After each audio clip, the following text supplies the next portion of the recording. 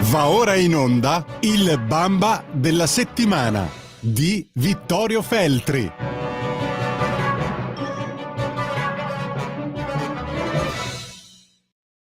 Buongiorno a tutti e bentornati al Bamba della settimana, l'antipremio che assegna per Radio Libertà il direttore Vittorio Feltri, che dovrebbe già essere in collegamento. Ci sei, direttore? Sì, ci sono e vi saluto tutti quanti. Bentornato su Radio Libertà.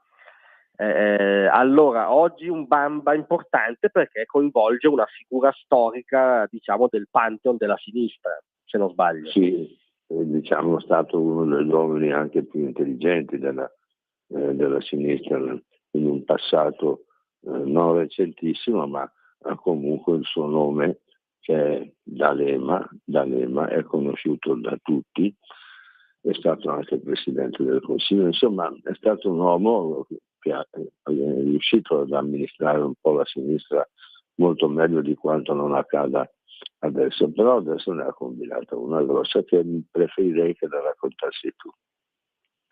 Sì, diciamo che ha ribadito un suo cavallo di battaglia, perché lui già anni fa definì Papa Francesco il principale leader della sinistra mondiale, risentito dal Corriere della Sera in occasione della scomparsa del Papa, ha ribadito che il Papa, insomma, rappresentava un'agenda di sinistra. Il suo messaggio ha dato corpo ad alcuni dei valori costitutivi della sinistra che si trovano anche nel Vangelo. Insomma, mi sembra un po' troppo, non so cosa ne pensi tu.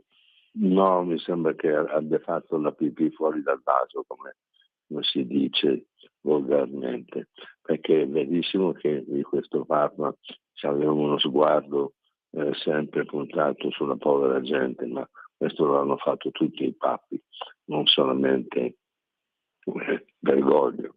Questo non voglio dire che Bergoglio non è stato un grande Papa, lo è stato, però addirittura strumentalizzare il pontefice per fare propaganda al proprio partitello in disfacimento mi sembra un'operazione piuttosto squallida.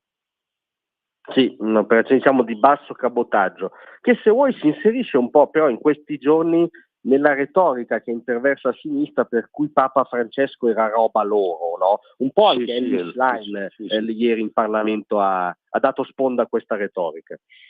Manca la face e il martello sugli abiti del Papa e poi abbiamo completato l'operazione. È veramente una cosa disgustosa, perché confondere la religione con la politica non mi sembra una buona cosa. E il Velato fa una figuraccia D'Alema in questo caso, perché la maggior parte delle persone sono consapevoli di questo, per cui le sue chiacchiere al vento sono destinate a rimanere nell'aria e basta, ma solo nell'aria. Nella pratica non succederà niente, perché ormai il nostro D'Alema è un personaggio in declino totale, tant'è che è scomparso dalla scena politica, e pur di farsi vivo ha detto queste scempiaggini che sinceramente ci stringe il cuore. Sì, anche perché nella pratica, come dici tu, bisognerebbe ricordare per esempio che cosa diceva Papa Francesco sull'aborto o sull'ideologia gender, no? Insomma, non ci sembrava esattamente uno iscritto al PD, ecco. Questo è poco ma sicuro. E poi la sua lotta contro l'aborto, nobile lotta, perché ne ho parlato col Papa e lui mi dava ragione, perché io gli ho detto che praticamente le donne non smetteranno mai di fare l'amore con gli uomini, sia sposate che da nubili. Però insomma il discorso è un altro, perché intanto non è obbligatorio, diciamo, fare l'amore. In secondo luogo esiste il vecchio e glorioso preservativo. In terzo luogo esistono gli anticoncezionali e poi alla fine c'è la pillola del giorno dopo, che ormai la danno anche alle bambine delle elementari e costa pochissimo, e quindi proprio rimanere incinta è da deficienti per poi andare ad abortire. E questa è una cosa su cui bisognerebbe discutere, ma non ne discute nessuno. Poi poi i bambini si possono ammazzare, mentre invece l'anziano che ormai è in punto di morte e che chiede di farla finita, allora in questo caso non esiste l'eutanasia ed è veramente una contraddizione. Cioè uno che è consenziente non può morire, un bambino poverino che è nel ventre della mamma viene assassinato. Sì, questa è una gigantesca ipocrisia dei nostri tempi, ma mi accennavi che hai, come dire, sottoposto queste tue idee nell'incontro che hai avuto abbastanza recente con Papa Francesco. Sì, abbastanza recente, devo dire che è un uomo anche spiritoso. In sostanza eravamo in un gruppo e lui mi ha additato e ha voluto parlare con me dicendo: io lei la conosco, io so che noi la pensiamo alla stessa maniera. Sì, dico, certo, la pensiamo alla stessa maniera su tante cose, non su tutto, ma su tante cose, e questo mi fa molto piacere. E poi abbiamo conversato, mi ha detto che una cosa che mi vergogno a ripetere, che sono l'orgoglio dell'Italia, e io gli ho detto: ma se sono un cretino, gli ho risposto, lui mi vado un pazzo. Beh, possiamo sgombrare il campo. Allora, sicuramente se era d'accordo in buona parte con te su alcune idee non era comunista, questo possiamo metterlo agli atti. questo è vero, neanche comunista, assolutamente. Ha già anche detto che sono d'accordo sulla sua posizione sulla frociaggine, sai che lui aveva citato proprio questo termine. Certo. Si è messo a ridere, sì, effettivamente c'è un'esagerazione, mi piacerebbe limitare, ma tanto non ce la farò mai. Ecco, però come dire, ribadì la sua posizione, ecco. Sì, in modo netto, assolutamente. No, poi l'uomo era spiritoso, era simpatico, diceva le cose con molta leggerezza, non faceva pesare le sue parole. Cioè, che non è da tutti, ma tu, se non sbaglio, hai anche, diciamo, un passato che ti lega al nome di D'Alema, nel senso che ne hai sempre riconosciuto l'intelligenza, lo hai anche sostenuto per la corsa al Quirinale tanti anni fa, se non sbaglio. Sì, non c'è dubbio, perché intanto ero diventato amico di D'Alema, e poi D'Alema dava un senso di sicurezza, sia pure di sinistra.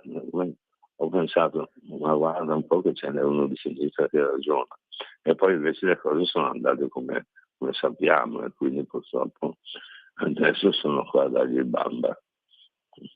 Questo se l'è meritato. Posso dirti che, non so tu, ma io lo ringrazierò sempre per quei 101 che hanno affossato l'ascesa di Romano Prodi al Quirinale, no? Che erano un po' firmati da D'Alema. Ecco, io per quello lo ringrazierò sempre. Sì, anch'io, molta ammirazione per quello che è riuscito a fare, perché Prodi sta dimostrando proprio in questi giorni di essere diventato una specie di macchietta. Indubbiamente, diciamo che potrebbe prendere atto della sua storia, come dire, robusta a sinistra e risparmiarci queste uscite scomposte, insomma, dove tenta di arruolare il Papa nella storia, diciamo, comunista e post-comunista. Ecco. No, perché non se ne rende conto, ma si vuole del ridicolo.